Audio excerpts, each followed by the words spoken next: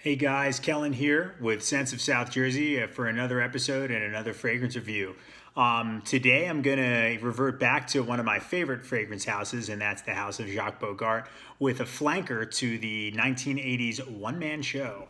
So this particular one is my newest addition to my one-man show line that I have already. And I know I've reviewed the original, which I love. And I think I want to do a redo on that one just to get it out there about how much I enjoy that fragrance. But anyway, that's besides the point. I did one-man show gold edition. And this is going to be one-man show ruby edition, the red one. So this one was released in 2013, so it's years and years and years after the original one came out, and it does not disappoint. As any of the Jacques Bogart fragrances I've reviewed or owned, I'm always enjoying them. Of course, we'll take a look at the box and bottle presentation. I'll go over the notes. I'll go over the the performance of the fragrance, and then of course what my overall thoughts are, and then we'll give it its final rating.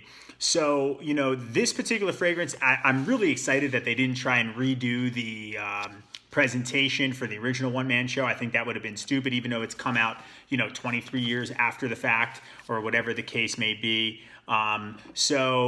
Here you've got the traditional box, you got the traditional looking, same one-man show look to it, except it's a different color. So we'll take a look here on the front.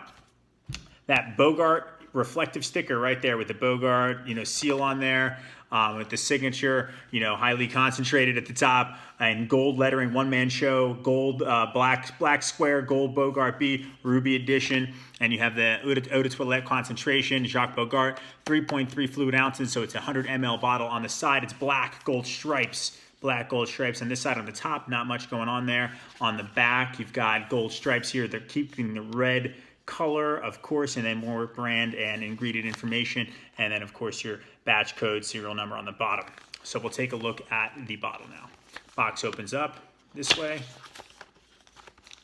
Bogart, I love that. I love how they do that. They never let me down on the presentation. You can see the little bees there for the pattern on the interior of the box. Like, who would have thought? They could have just left it black, but they added that extra detail, and I always think that sets them apart from other fragrances in this price range. You know what I mean? So flap lips open here. We'll take it out too. So bright red bottle. I don't think the juice is necessarily red. I think the bottle's red, as you can see, but if you can tilt it, that's how you can tell. But black top, sprayer, that traditional inside built in the bottle, which I always like. Aside from Bogart's signature, that particular one is one of the few ones that you can remove the cap and it has an atomizer, but the atomizer's inside here too. But again, I like that. It gives it that old school 80s feel, even though this came out in 2013. So one-man show, black sticker here, gold lettering, eau de toilette, and Jacques Bogart Paris on the bottle and embossed in the bottom. No sticker, which I really like. You got the 100 ml, 3 fluid ounces, and then just some other batch, and of course made in France. So it's a heavy-duty bottle. You can hear it. This is a cologne, nothing really much going on the back. And on the top here, take a look at the distribution. One thing you got to make sure with this is you can move this thing here too, but sometimes I'll forget and this will get kind of pushed to the side, and then half the spray will go inside the container here and it'll come out awkward. So I always kind of adjust it just to make sure that it's dead on. So when you press down, it's got that sprays right out.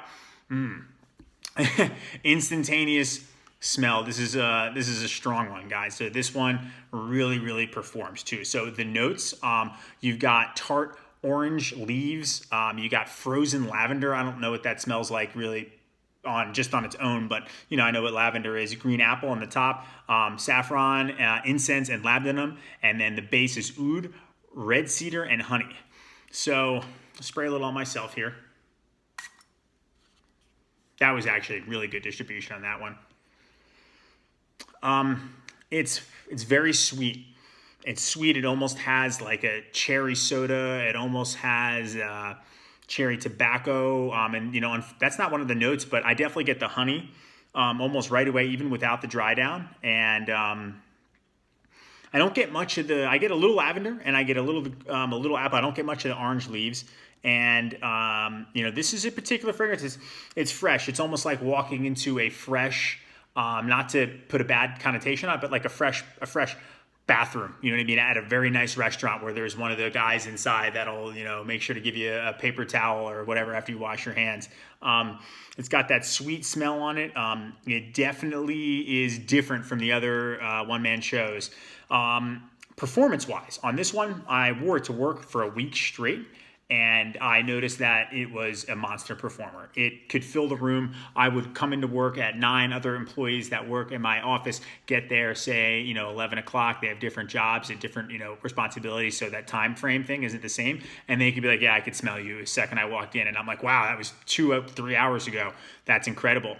It'll definitely last, your 8 to 10 hours plus. And even in certain situations, depending on how much you spray, you're going to smell it the very next day too, as all one-man shows never let you down in that aspect too. So if you don't really like the sweetness, because that's what I get on this one, I get a sweet smell. It's a little overwhelming, almost too sweet for me. I don't necessarily love the sweetness in this one. I don't think this is my favorite of the one-man show lines, but I still really enjoy it, and I'm happy to have it in my collection.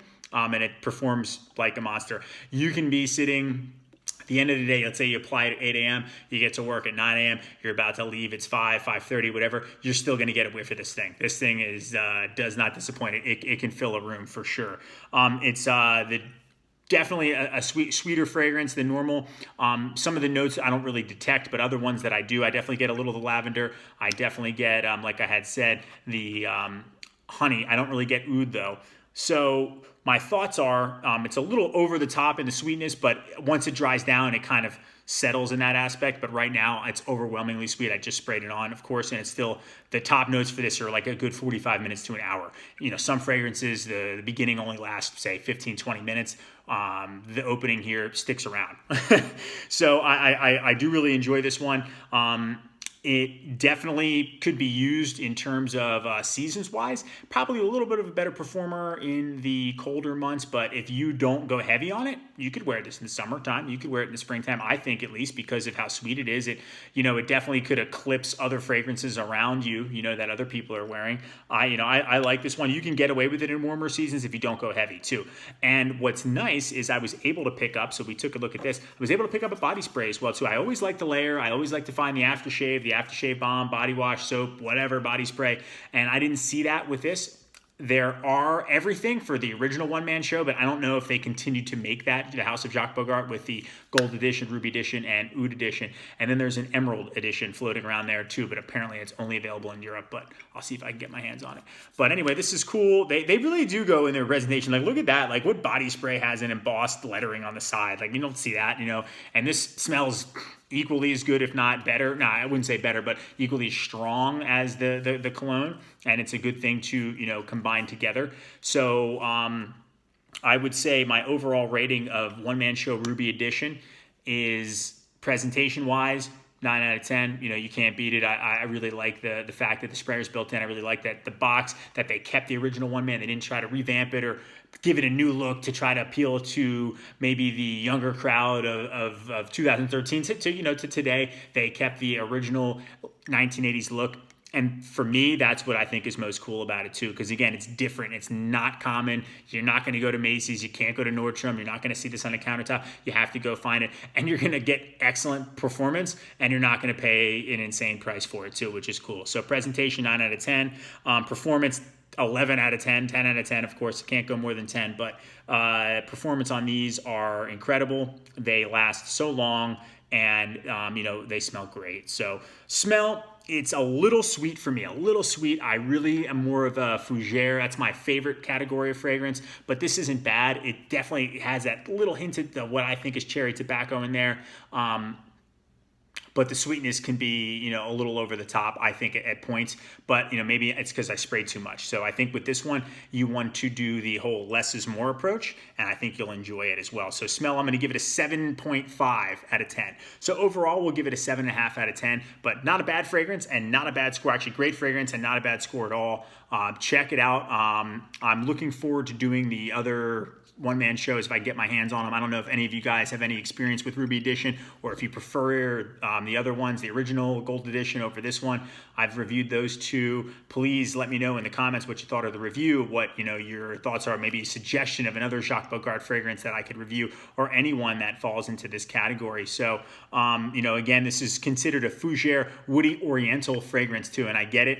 I really like it. It's not my favorite of the one-man show, but I still really enjoy it, and I'm happy to have it too. So again, thanks so much for watching. I appreciate all of you. Please like, comment, share, subscribe, whatever. Let me know what you thought of the fragrance and the review. Thank you so much. Take care.